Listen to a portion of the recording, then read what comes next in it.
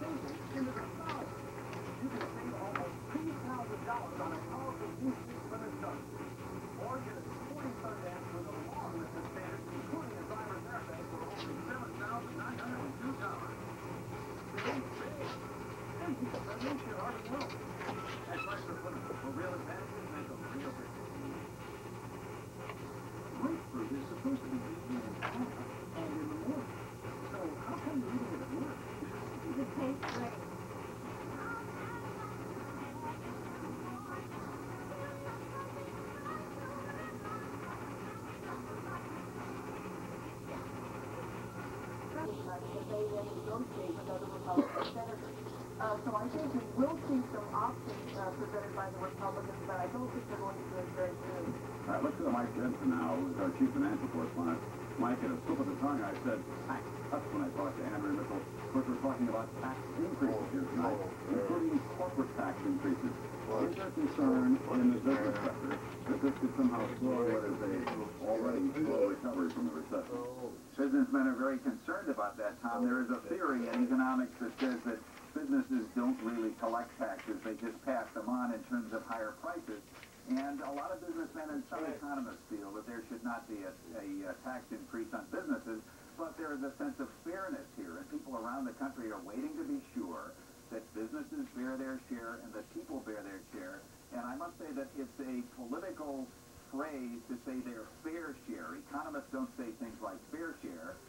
What they recognize that's a kind of a social redistribution of income. And Mike, what about these higher income tax rates for the wealthy in America? It's really just a small percentage of the overall population, but is there any concern that will restrict capital for investment? I haven't heard a lot of that, Tom. As you say, the high-income people are really going to get whacked by this, much more than the people in the middle class. I think what really people are looking for now is whether there is going to be a serious decrease in the annual budget deficit. Because, as we all know, economists are a kind of a hard-hearted lot, and people on Wall Street are very cynical, and they want to see if those numbers add up tonight to any kind of a substantial reduction in the annual budget deficit. All right, thanks very much, Mike Jensen, who is our chief financial correspondent. Let's go back now to the United States House of Representatives chamber, which has been packed tonight with the House, the Senate, members of the Cabinet, the U.S. Supreme Court, and, of course, we'll be seeing tonight as well, that's Mrs. Canner, who's our new special trade representative for the United States. Now being introduced. What are you doing next class? Yeah, me too.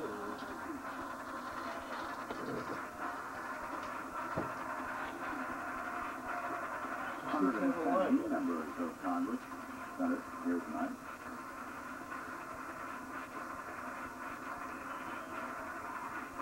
The Senate especially watching this carefully because there are 22 Democrats who are up for re-election in 1994, which is just around the corner, obviously. Warren Christopher, who leaves after the speech for Cairo to begin an exploration of the Middle East. He's talked about it. Mr. President, Mr. Speaker, members of the House and the Senate, distinguished Americans here as visitors in this chamber, as am I, it is nice to have a fresh excuse for giving a long speech. When presidents speak to Congress and the nation from this podium, typically they comment on the full range of challenges and opportunities that face the United States. But this is not an ordinary time, and for all the many tasks that require our attention, I believe tonight one calls on us to focus, to unite, and to act, and that is our economy. For more than anything else, our task tonight as Americans is to make our economy thrive again. Let me begin by saying that it has been too long, at least 3 decades, since the President has come and challenged Americans to join him on a great national journey, not merely to consume the bounty of today, but to invest for a much greater one tomorrow.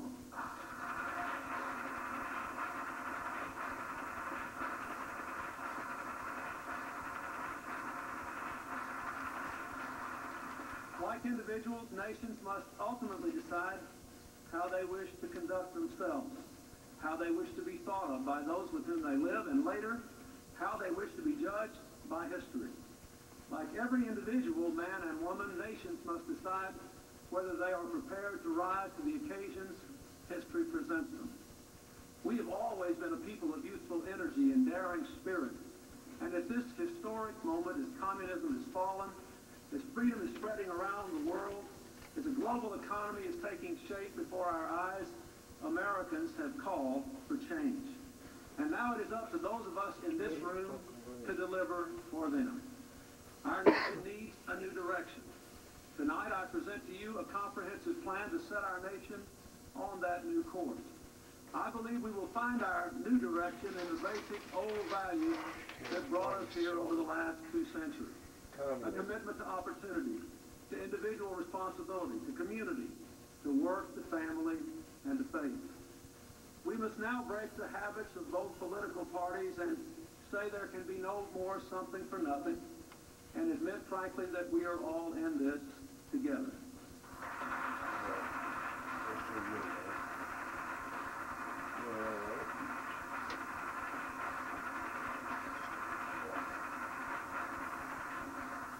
The conditions which brought us as a nation to this point are well known.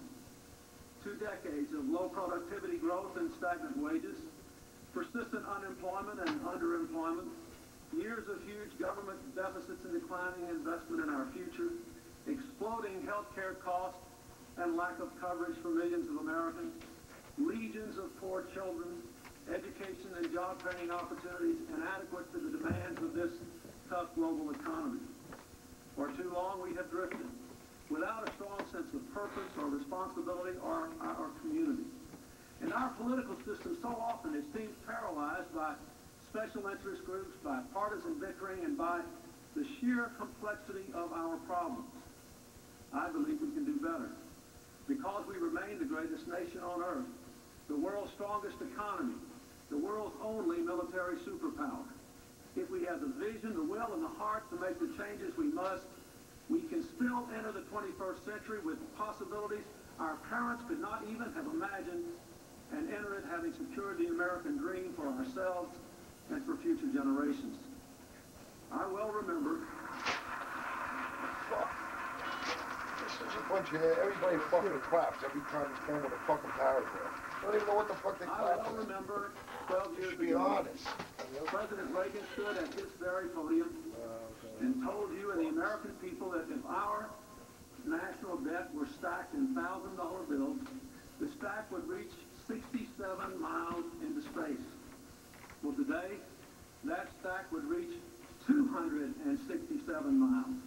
I tell you this, not to assign blame for this problem. There is plenty of blame to go around in both branches of the government and both parties. The time has come for the blame to end.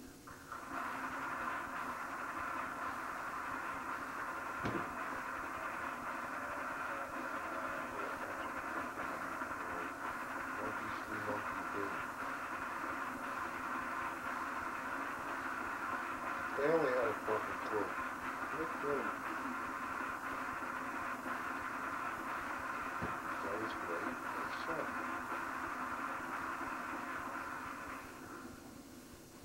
This was fucking... I did not seek this office the president.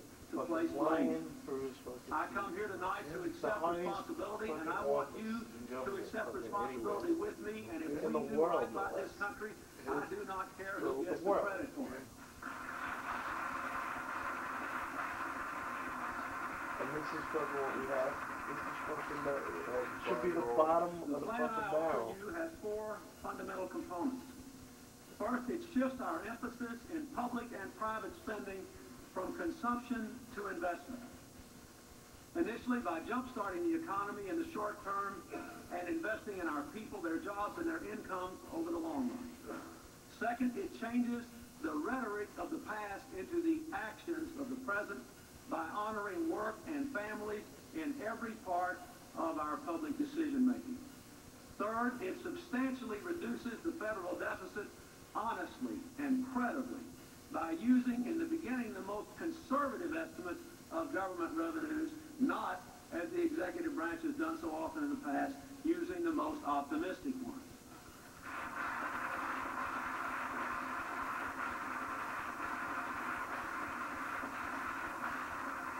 And finally, it seeks to earn the trust of the American people by paying for these plans first with cuts in government waste and efficiency.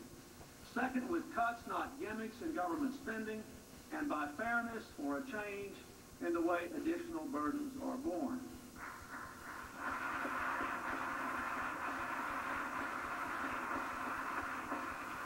Tonight I want to talk with you about what government can do, because I believe government must do more. But let me say first that the real engine of economic growth in this country is the private sector. Pretty bad off, huh?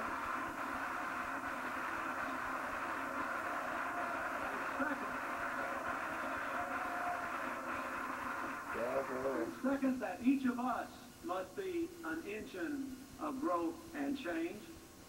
The truth is that as government creates more opportunity in this new and different time, we must also demand more responsibility in turn. Our immediate priority must be to create jobs. Create jobs now. Some people say, well, we're in a recovery and we don't have to do that. Well, we all hope we're in a recovery, but we're sure not creating new jobs. And there's no recovery worth its salt that doesn't put the American people back to work.